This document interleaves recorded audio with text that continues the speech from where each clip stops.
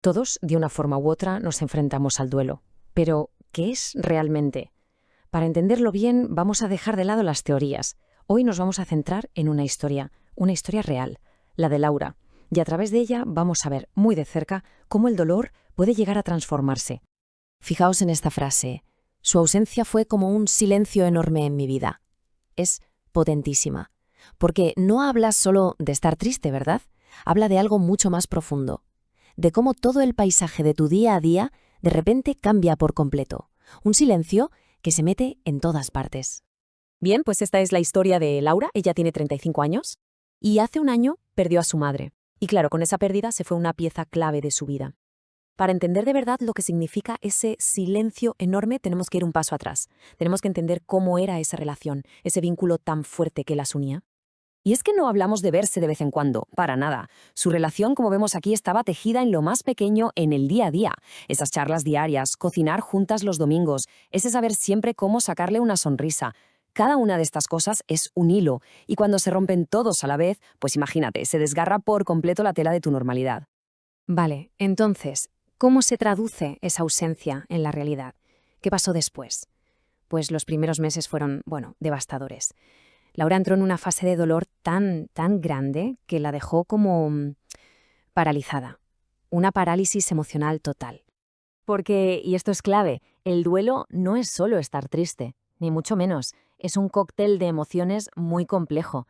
Hablamos de un dolor profundo, sí, pero también de una soledad inmensa, de aislarte del mundo y de algo que puede ser terrible, una culpa muy intensa. Y esa culpa es de lo más duro del duelo, ¿no? Es esa vocecita que no para, que te hace repasar una y otra vez el pasado, buscando qué podrías haber hecho diferente. En el fondo, es la mente intentando, a la desesperada, encontrar un poco de control en algo en lo que, seamos sinceros, no tenía ningún control. O sea que el resumen de esta primera etapa es muy claro. Para Laura, el mundo sencillamente se paró en seco. Se le fueron las ganas de todo, de salir, de hablar con gente, hasta de escuchar la música que le encantaba. Su vida, tal y como era, quedó como en pausa. Pero y aquí viene lo importante. El duelo sano no es un estado para siempre. No es un pozo sin fondo. Después de varios meses así, en esa especie de parálisis, algo empieza a moverse en la vida de Laura. Empiezan a surgir pequeños catalizadores, digamos, chispas que la impulsan a mirar hacia adelante. Y ese cambio no fue por arte de magia, ¿eh? Se apoyó en 3 pilares muy concretos. Lo primero, encontrar una nota de su madre. Lo segundo, atreverse a buscar ayuda profesional. Y tercero, tomar la decisión de volver a crear un ritual, algo que la conectara con el recuerdo de una forma nueva. Vamos con el primero, la nota. Su madre le había escrito: «Sigue viviendo, hija, no me llores siempre, recuérdame con amor». Esto fue un antes y un después. Es como si su propia madre le diera permiso para seguir adelante, una guía clarísima sobre cómo transformar ese dolor en un recuerdo lleno de amor. Luego está el segundo punto, la terapia. Y esto fue fundamental, porque ahí Laura entendió algo que le cambió la perspectiva por completo, que no estaba loca, que no estaba deprimida. Lo que le pasaba era un proceso superhumano y natural para encontrarle un nuevo sitio a su madre en su vida. Es que el duelo es eso, un proceso, no una enfermedad. Así que, con estas 2 herramientas, la nota y la terapia, el chip de Laura cambia.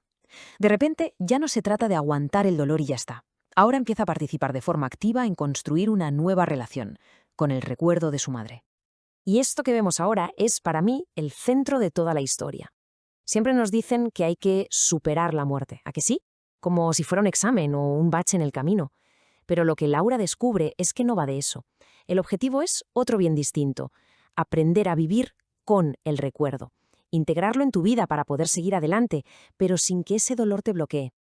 Claro, y este camino no lo hizo sola, ni mucho menos. Su recuperación se apoyó en toda una red de cosas. Por un lado, apoyos externos, como la terapia o la nota de su madre, pero también, y esto es muy importante, apoyos internos, su propia capacidad de darle un nuevo significado a lo que sentía. Al final, la sanación es siempre una mezcla de lo de fuera y lo de dentro.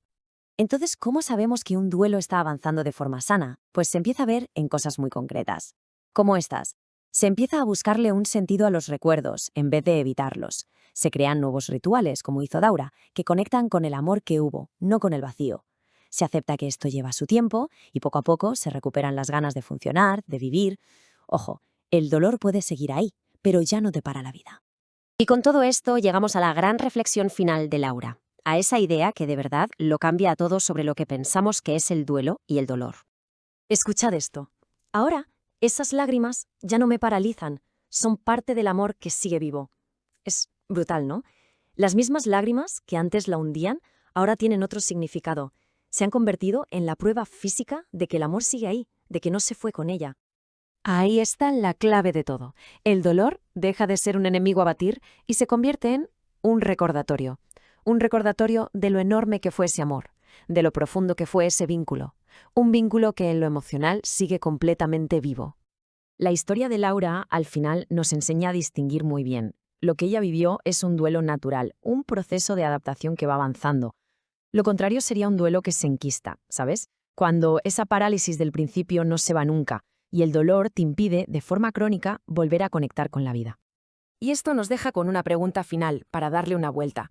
¿Y si el duelo no es algo que hay que superar? ¿Y si en realidad es una forma de amor que perdura?